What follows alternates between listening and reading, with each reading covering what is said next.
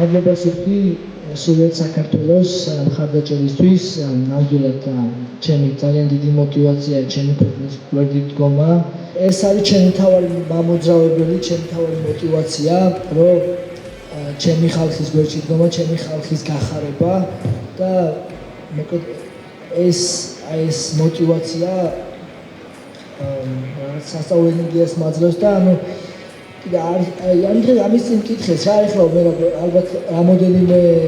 ჯერ დაიცავ კიდე კამარსა და ალბათ უკვე თავს დაანებებ, იმიტომ რომ მოსაგები არაფერი არ დაჩება, არა, იმ მეგობრებო, მე მინდა რომ ჩემი ქართული ხალხის თქვენთვის ვიბრძოლო ბოლომდე, სანამ ჯანმრთელობა მოწყობს ხელს, სანამ რამე სერიოზული პრობლემები არ მექნება, ვიბრძოლებ და გავაკეთებ ყველაფერს და გოლჯერ გაგახაროთ რა. მადლობა ყველას და საქართველოს.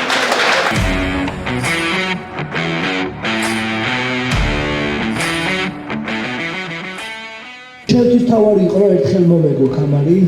და ვიცით ბევრი კარგი მებრძოლი რომელმაც ვერ შეძლო თუნდაც ერთხელ მოგება როგორც არის იოელ რომერო თუნდაც ტონი ფერგუსონი და ესე შემდეგ რა შეგვიძლია ჩამოთვალოთ ბევრი კარგი მებრძოლი ვერ გახდა ჩემპიონი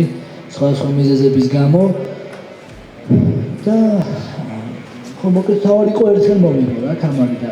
ნამდვილად არ არის ჩემთვის კამარი ყველაფერი რა თქმა უნდა ამას არ ვაპირებ ვინმეს დაუთმო მაგრამ სპორტია ცხოვრებაა და რა თქმა უნდა მებრძოლა მიყვარს და ჩემს მაქსიმუმის გასაკეთებლად ვარ აქ და MMA-ში და რა თქმა უნდა ხო კიდევ ვიძახი რა კამარი არა ჩემთვის ყველაფერი რა თავარია ბრძოლები და ჩემი მაქსიმუმის გაკეთება ამ სპორტში და ერთი წყალობით დრო დაჭირდება, მაგრამ თქვენ ყველა გაიგებთ, რომ რაღაც რა თქმა უნდა, ვცდილობ რომ ჩემი წვლილი შევიტანო საქართველოს MMA-ის განვითარებაში, ჩემი გამოცდილება, ჩემი ხედვები და ჩემი შეძლებები გამოვიყენო მაქსიმალურად. ეს არის კარგი პრობლემა, რომ ორი კარგი მებრძოლი ყავს ამ წენაში, რა. ოღონდ ეს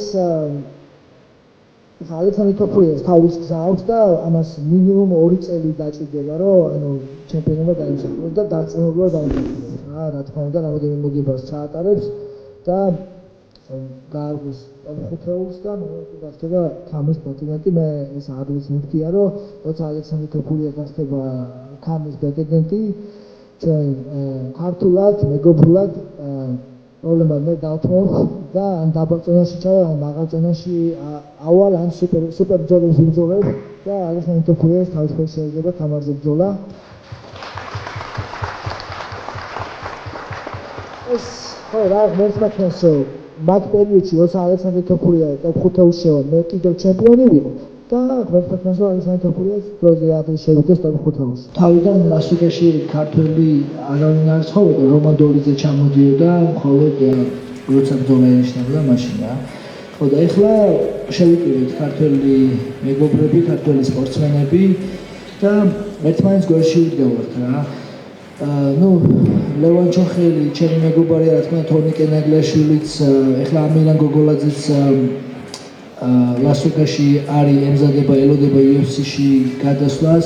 ასევე ალეკო საღლიანი და კიდევ სხვა სპორტსმენები და ერთადერთი მეგობრულად, ჩვენ მე მათთან ეხლა სპარინგით და ვარჯიშით, სხვადასხვა სპარინგ პარტნიორები გვყავს ჩვენ რა, მაგრამ ესე რა თქმა უნდა მეგობრულად ვართ და ქართულად ვართ და მოკლედ ერთად ვართ და ერთად ვაკეთებთ ქართულ და კარგ საქმეს. ლას-ვეგასში კარგი მებრძოლები ვართ ეხლა და რა თქმა უნდა გამოვარჩევ ლევან ჩოხელს და ამირან გოგოლაძეს, რომელიც უკვე მზად არიან UFC-ისთვის. ამირან გოგოლაძე ელოდება, შეიძლება რამოდენიმე კვირაში იყოს UFC-ის კონტრაქტის სიახლე, შეიძლება რამოდენიმე თვე, მაგრამ ეს გარდაუვალია. ამირან გოგოლაძე ელოდება და მას სურს 2 წონის კატეგორიაში სცადოს რა 84-შიც და 77-შიც. ლევან ჩოხელიც იცით რომ ბელატორში იყო და როგორც ვიცი, მან გააუქმა ბელატორის კონტრაქტი და ეხლა შეიძლება ჩაატაროს სხვა ორგანიზაციაში ბრძოლა და უკვე მოგების სერიით გადავა UFC-ში და კი ჭუმბურიძე რა თქმა უნდა კარგი სპორტსმენია, როგორც ვიცი მას კიდე რამოდენიმე მოგება ჭირდება, რეკორდის დაგროვება ჭირდება, რომ UFC-ის კენდერი გახდეს და ასევე რა თქმა უნდა კიდე არიან ევროპაში სხვა ქართველი მებრძოლები, რომელსაც კარგი მოგების სერია აქვს და ჩემი აზრით და კიდე ოთარ ტანზილოვი, რომელმაც წინა კვირას მოიგო, ოთარ ტანზილოვის ხალხის ჩემი სპარინგ პარტნიორიც არის, ერთად სპარინგობდით შორომალის ბრძოლის წინ და ძალიან გავამაგრა მასთან სპარინგი. ოთარ ტანზილოვი ჩვენი